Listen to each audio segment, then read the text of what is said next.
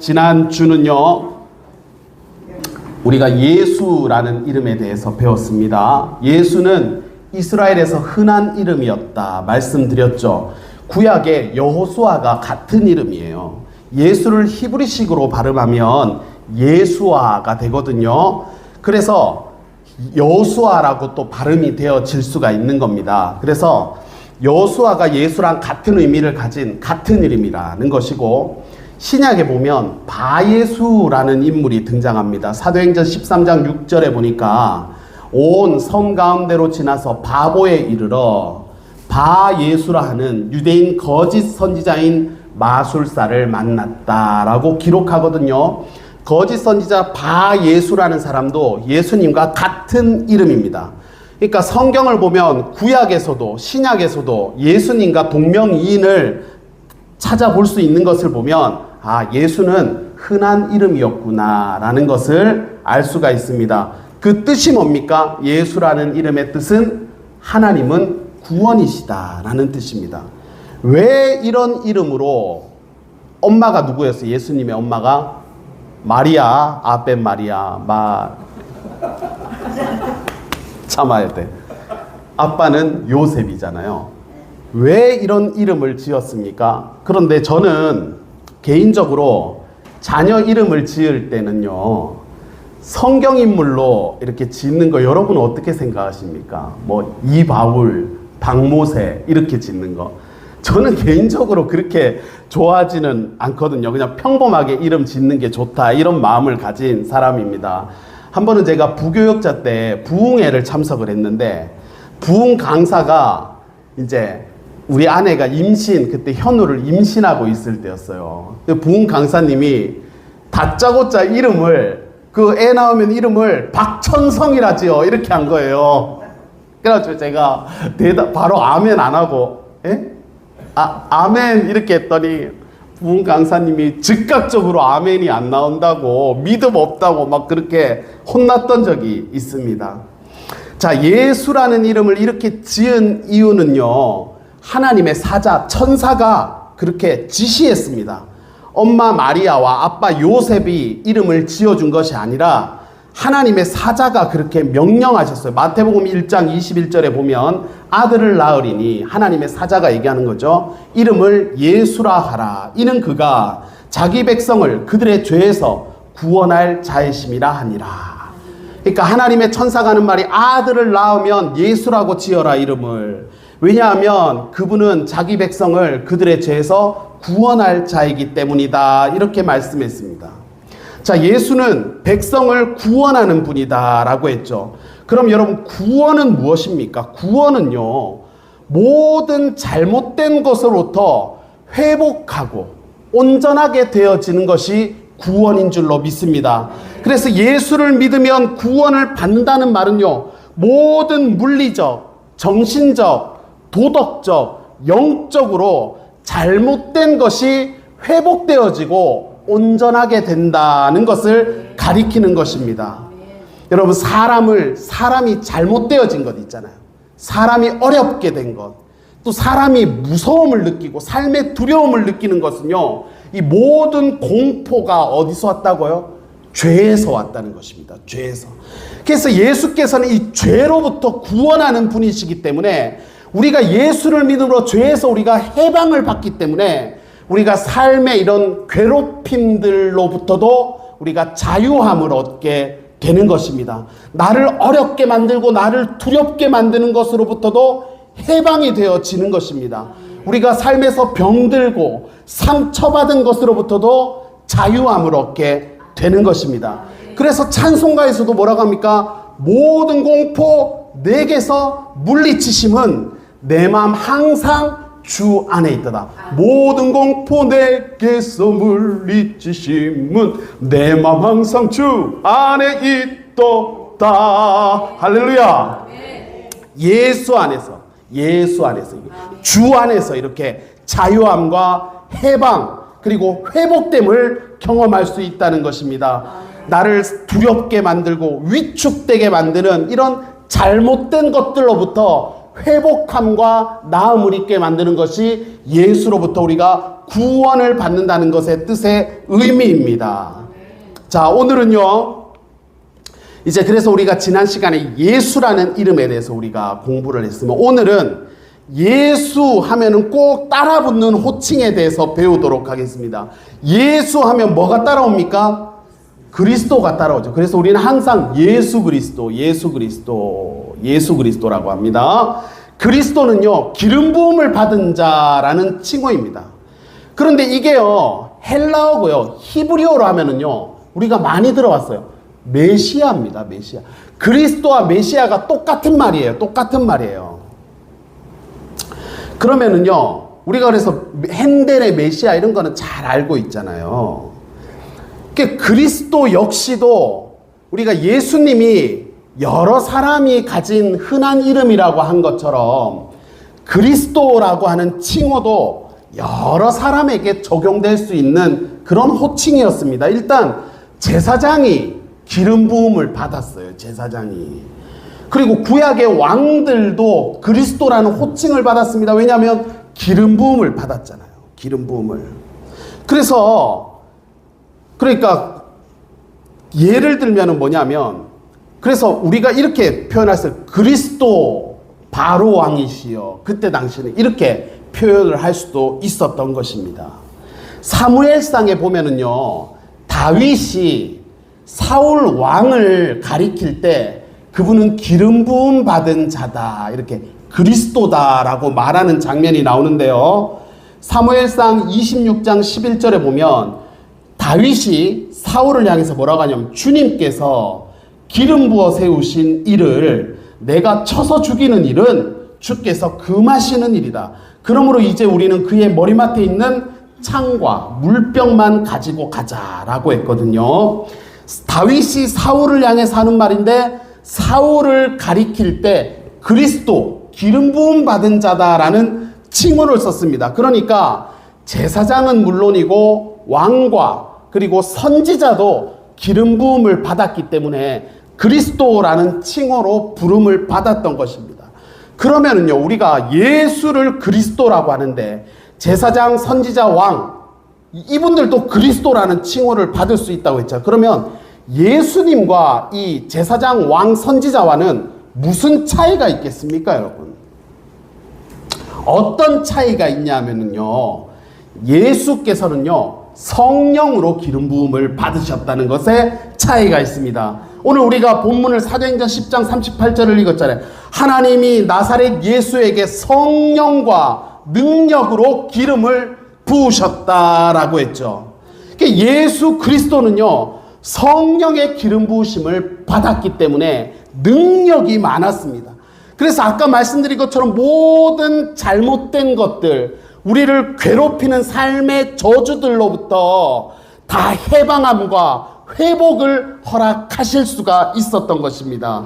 그래서 누구든지 예수를 믿는 자마다 저주에서 풀어지고, 예수를 믿게 되면 죄를 회개하게 되고, 할렐루야, 죄가 회개되어지는 거예요. 여러분, 성령을 받은 사람들은요, 반드시 자기 삶에 뉘우침이 따라오게 되어 있습니다. 우리 한국의 그 기독교 100년 역사에 보면은요, 그 처음에 성령이 임했을 때 사람들이 밤새도록 울면서 그 자기의 죄를 고백하고 뉘우치고 이런 일이 있었거든요. 근데 저도 학창시절에 제가 일찍 그렇게 은혜를 입었죠. 하나님께서 그렇게 은혜를 주셨잖아요. 근데 제가 기억해보면 제가 그렇게 성령을 체험하고 나서 제일 먼저 집에 가서 한 일이 뭐였냐면요, 제 동생한테 용서를 구했습니다. 제가 친동생을요, 그렇게 두들겨 패면서 아주 잔인한 형이었거든요. 근데 제가 동생을 괴롭히면 무슨 마음이냐, 마음은 이러면 안 되는데 이렇게 하는데, 사람이 타락한 본성이 있다 보니까 마음은 내가 이러면 안 되는데 이러면서도 몸은요, 이놈의 새끼 이렇게.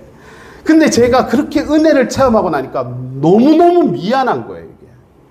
그래가지고 그 은혜를 입고 돌아와서 제일 먼저 했던 일이 제가 동생한테 진심 어린 사과를 했던 그런 기억이 있습니다. 그래서 누구든지 예수를 믿고 성령을 받게 되면 저주에서 풀어질 뿐만 아니라 죄를 회개하게 되는 것입니다. 그리고 모든 묶였던 것들, 그런 병든 것들이 나음을 입고 치유를 받게 되는 줄로 믿습니다. 그렇기 때문에 우리는 성령으로 기름 부음을 받으시고 능력이 많으신 예수 그리스도를 우리가 만나야 될 줄로 믿습니다. 그러면 잘못된 것이 회복되어지고 온전하게 되어지는 그런 하나님의 형상이 회복된다 그러는 거예요. 우리가 원래 하나님의 형상대로 지음을 받았는데 죄로 인해서 이 하나님의 형상을 잃어버린 일그러진 모습이 되었던 것입니다. 그런데 누구든지 예수를 영접하고 성령을 체험하게 되면 하나님의 형상이 회복되어지는 은혜를 저와 여러분이 누려야 할 줄로 믿습니다. 자, 예수 그리스도를요, 특히 그리스도, 메시아라고 했잖아요. 메시아를 구약 사람들부터 있잖아요. 이스라엘 사람들은 오랜 시간을 이 메시아, 그리스도를 기다려왔습니다. 그가 오시면, 그죠? 메시아 대망 사상이 있어요. 그리스도께서 오시면 이스라엘이 성결케 되어질 것이다. 그리고 선지자로서 하나님에 대한 온전한 지식, 하나님을 바로 알게 될 것이다. 그리고 왕으로 오신 그 메시아께서는 온 세상과 이스라엘을 그분의 통치로 다스릴 것을 기대를 했던 거예요. 이 그리스도의 나타나심을 기다렸던 이유는 하나님의 오래된 약속이었기 때문입니다. 그런데 이스라엘 사람들이 뭐를 놓쳤냐면 설마 예수님이 그리스도 메시아일 거라는 것을 생각을 못했습니다. 그래서 누가복음 23장 35절을 보면은 여러분 거기에 없을 거예요. 이렇게 나와 있어요. 백성은 서서 구경하는데 관리들이, 지금 예수님 십자가에 못 박으면서 하는 얘기예요. 관리들이 비웃어 이르되 저가 남을 구원하였으니 만일 하나님이 택하신 자 그리스도면 자신도 구원할지라 라고 했습니다. 이렇게 십자가 위에서 비참하게 죽어가는 저 인간이 그리스도, 우리가 기다려왔던 그리스도일 리가 없다라는 것이었어요. 저 십자가에서 비참하게 피 흘리고 있는 저 인간이 우리를 구원하는 메시아일 리가 만무하다 했던 것입니다. 그도 그럴 것이 왜 그랬냐면 그리스도께서, 이스라엘 사람들이 기다렸던 그리스도는요, 그리스도께서 이 땅의 왕으로 오시면은 모든 나라 위에 뛰어난 그 나라를 만들 것을 기대했던 것입니다. 그런 왕을 기대했는데 고난받고 죽으시는 그런 예수님, 고통받으시는 예수님을 볼 때에 예수가 우리가 기다렸던 메시아라고 절대 그럴 리가 없어 라고 했던 것입니다. 그런데 여러분, 이 불신이 있잖아요. 오늘날까지도 계속 되어지고 있는 것입니다. 오늘날의 많은 사람들도 과연 예수께서 하나님으로부터 성령의 기름 부음을 받은 그리스도, 메시아, 세상을 구원할 자가 맞으신가? 라고 물으면 고개를 갸우뚱하는 거예요.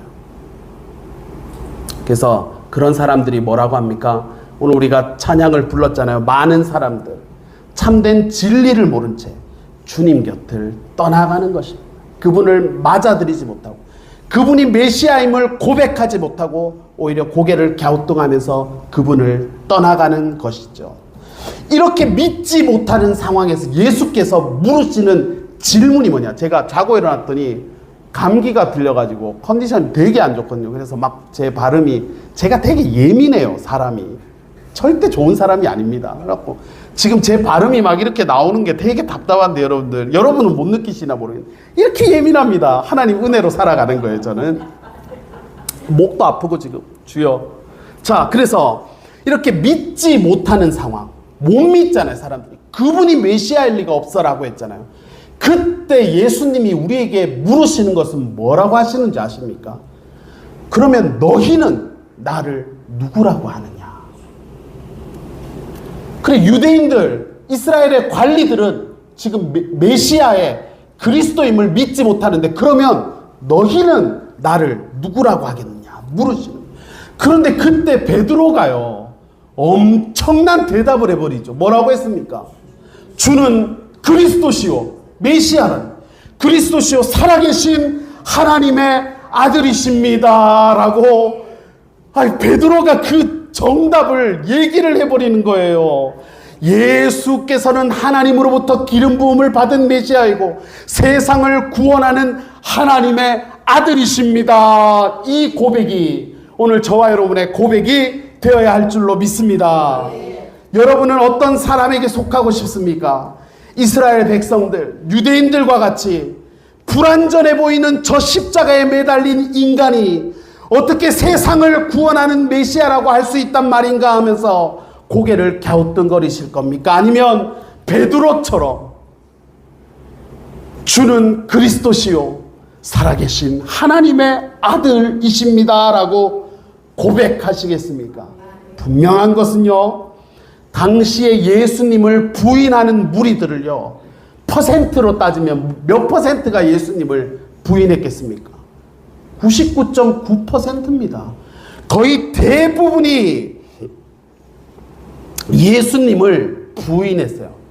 1% 정도 예수님의 제자들과 가까이 따르는 일부 무리들만이 예수가 그리스도임을 고백했지 않습니까? 그런데 놀라운 것은요, 1%도 되지 않는 이 작은 것을 시작으로 해서 예수가 그리스도이셨다, 예수가 우리를 구원하는 메시아셨다라는 것을 전파하고 선포하는 바람에 큰 역사가 나타났고 오늘날까지 예수는 그리스도시다라는 믿는 무리가 확장되어졌던 것입니다. 그것이 무엇입니까? 오늘날 우리가 예배를 드리고 있는 교회 공동체입니다.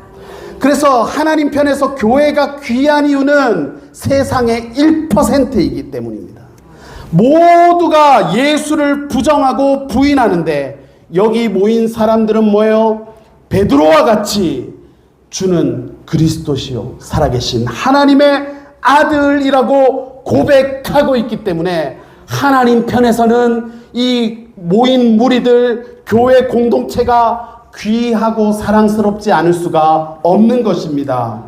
자, 오늘 그래서 그리스도라는 의미가 이런 뜻을 가졌는데 예수께서 그리스도라는 말이요 3가지 의미를 가졌습니다. 첫 번째는요, 최고의 선지자이신 예수님이다.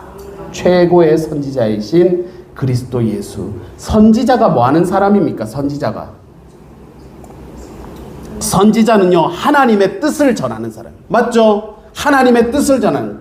그래서 선지자들이 했던 일은요, 이스라엘 타락한 무리들 가운데 뭐라고 했냐면 너희들 이렇게 살면은 망합니다, 이거를 자주 얘기했어요.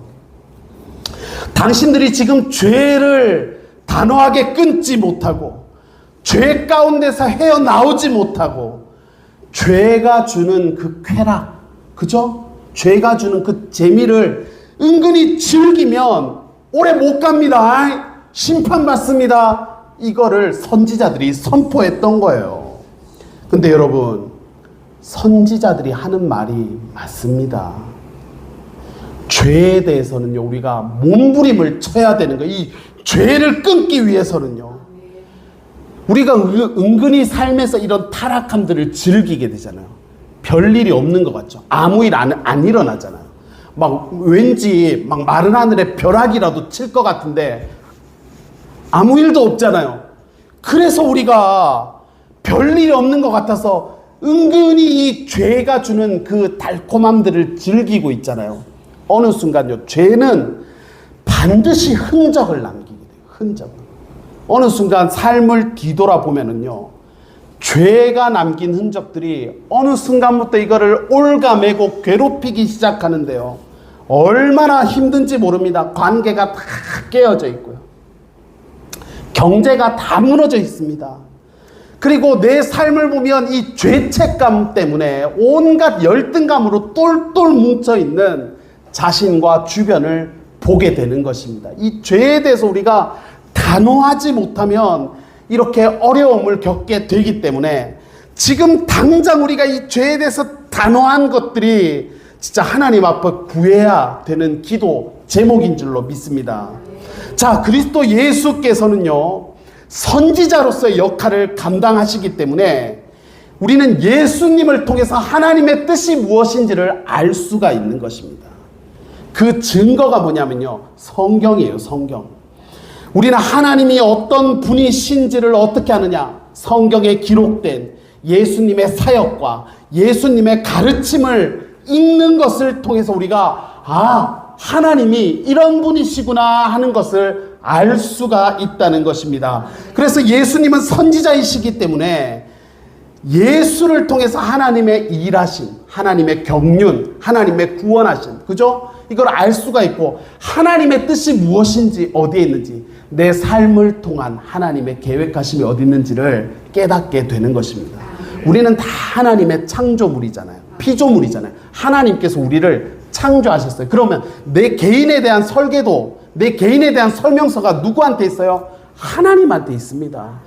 내 뜻대로, 내 마음대로, 내 계획대로 산다고 이게 삶이 사라지는 것이 아니라 하나님 편에 이 삶에 대한 설명서, 나를 만드신 창조의 이유가 하나님 편에 다 있는 거예요. 그래서 우리가 자녀들을 신앙으로 교육할 때 자녀들이 꿈을 가진다고 되는 게 아니고요, 하나님이 쓰시고자 하는 대로 쓰임 받는 게 복인 줄로 믿습니다.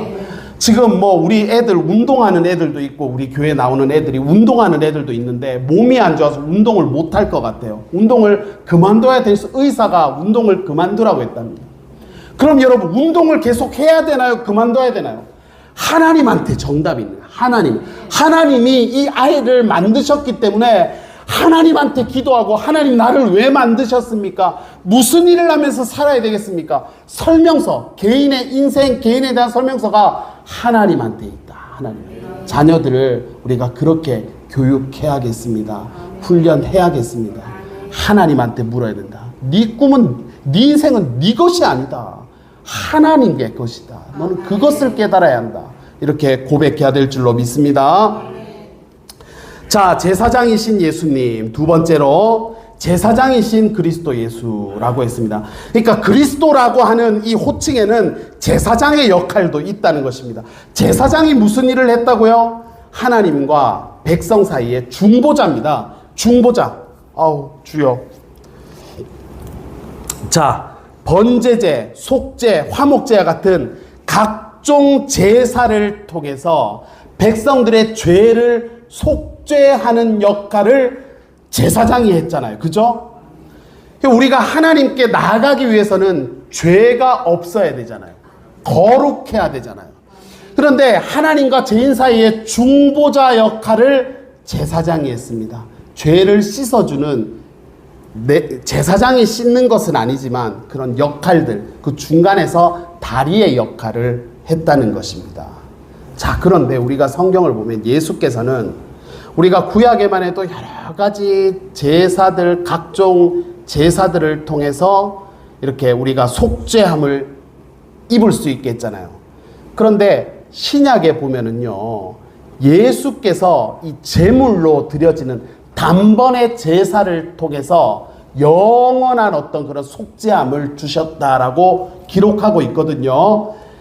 히브리서 9장 26절인데, 그리하면 그가 세상을 창조한 때부터 자주 고난을 받았어야 할 것이로되 이제 자기를 단번에 제물로 드려 죄를 없이 하시려고 세상 끝에 나타나셨느니라 말씀합니다. 여기 말씀을 보면 예수께서 단번에 자신을 드려서 죄를 없이 했다라고 말씀하고 있습니다. 그래서 죄를 없앨 수 있는 유일한 효력은요, 뭐냐면 우리가 하나님께로 나아갈 수 있는 그 길을 얻을 수 있는 유일한 방법이 뭐냐면 그리스도 예수님의 희생 제사를 의지하는 것밖에 없다는 것입니다. 다른 것은 없고요, 다른 방법도 없습니다. 다른 길이 없어요. 이것이 성경의 가르침입니다. 히브리서 10장 4절에 보면은요, 황소와 염소의 피가 죄를 없앨 수는 없다라고 했습니다. 그러니까 다른 방법으로는 속죄함을 얻을 수 없다. 하나님께로 나아갈 길이 없다는 것을 말씀하는 것입니다. 그래서 그리스도의 희생 제사 외에 다른 것을 구한다는 것은 예수님을 믿지 않는다는 거예요. 다른 것에 의존해서 하나님께 나아가려는 것, 그리고 그리스도의 희생 제사 외에 다른 무엇을 더해서 구원을 얻으려는 것, 그리고 십자가의 희생 제사가, 그리스도의 희생 제사가 불충분한 것처럼, 그러니까 예수의 십자가 사역이 아닌 다른 것 있죠. 내가 좀 더 착하게 살아야 되지 않나, 내가 조금 더 선을 베풀어야 되지 않나, 이런 것들은 전부 다 틀린 정답이라는 것입니다. 그러니까 그리스도 예수의 희생 제사가 불충분한 것처럼 생각하는 것은 예수의 그 제사장직을 부인하는 행위다라는 것입니다. 그렇기 때문에 그리스도를 믿는 우리에게는요, 그리스도의 십자가 외에는 그 어떤 죄사함의 방법도 주어지지 않았다라는 것을 우리가 고백하는 저와 여러분 되시기를 바랍니다.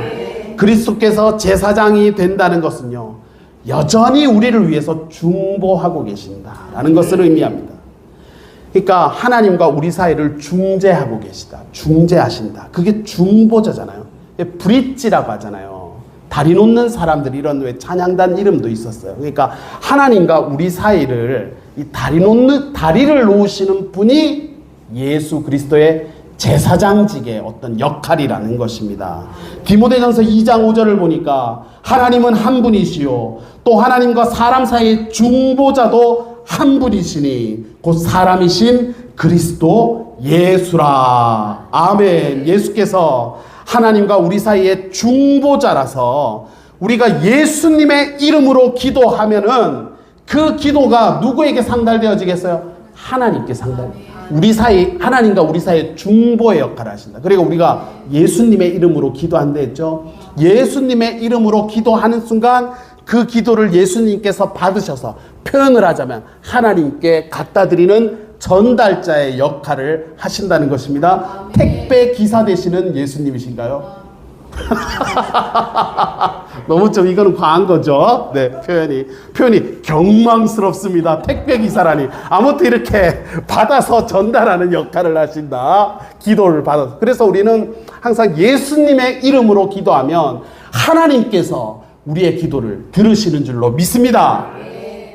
자, 마지막으로 왕이신 예수님이요. 왕이신 그리스도 예수님. 여러분, 예수께서 왕의 역할을 하신다는 것은요, 우리를 다스리는 왕이신 줄로 믿습니다.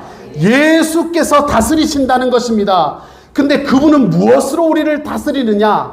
하나님의 말씀과 성령으로 우리를 다스리십니다. 그래서 우리가 이 왕이신 그리스도 예수의 통치 안에 있으면은요, 말씀이 잘 깨달아지고요. 그리고 성령의 능력을 받아서 하나님의 뜻을 나를 통해서 이루어 가도록 그렇게 나를 사용하시는 것입니다. 백성은요, 왕의 다스림을 받아야 되는 것이죠. 왕의 다스림이 나는 싫어 해가지고 성문 밖을 나서는 순간, 왕의 통치를 벗어나는 순간부터는요, 온갖 들짐승과 강도와, 그죠? 그런 여러 가지 산적의 위험을 감수해야 되는 것입니다. 왕의 통치를 벗어나서는 사람이 살 수가 없다는 뜻입니다. 왕의 다스림을 우리는 받아야 되기 때문에 그의 말씀의 뜻에 주의해서 귀를 기울이고 성령의 능력으로 그 뜻을 지켜나간다면은 우리는 예수님의 통치 안에 거하게 되는 것입니다. 그렇게 하지 아니하고 자꾸만 내 생각과 내 지혜와 내 감정이 앞선다. 그것은요, 그분의 통치를 벗어나 있다라고 표현할 수도 있는 것입니다. 이렇게 예수님의 왕 대신 그리스도 예수의 통치 안에 있는 사람들은요, 때로는 그분의 말씀을 지키고 성령을 통해서 하나님의 뜻을 행하기 때문에 때로는 고난스러운 그런 모습들이 없지 않지만, 그럴 때도 그리스도께서는 그들을 지키시고 보호하시는 줄로 믿습니다. 자, 그래서 우리는 왕 되시는 그리스도 예수의 든든한 보호하심 안에 우리가 거한다라는 것입니다. 요한일서 5장 18절을 보니까 하나님께로부터 나신 자가 그를 지키심에 악한 자가 그를 만지지도 못하느니라. 그러니까 그리스도 예수의 왕 되시는 그 통치하심 가운데 우리가 있으면 악한 것들이 우리를 만질 수도 없는 그런 보호하심 안에, 그런 울타리 가운데로 우리를 붙들어 주신다는 것입니다. 이런 왕의 보호하심을 의식하기 때문에 때로는 어려움이 없지 않지만 그러나 믿음으로 그의 가르침을 따르면서 살아가게 되는 것입니다. 자, 결론을 말씀드리겠습니다. 예수께서요, 예수 그리스도라고 우리가 말하는 것의 의미는 참된 선지자이시고 참된 제사장이시며 참된 왕으로서의 그런 그리스도임을 우리가 고백하는 것입니다. 이 고백은 우리의 입술에만 있는 것이 아니라요, 우리의 머리와 가슴과 그리고 우리 마음과 그리고 손과 발을 통해서 이것들이 표현되어져야 된다는 것입니다. 예수께서는 유일한 그리스도이시다. 그러므로 우리가 예수를 통해서 배우고 그를 통해서 거룩하게 되고 그의 다스림을 받아야 하는 것입니다.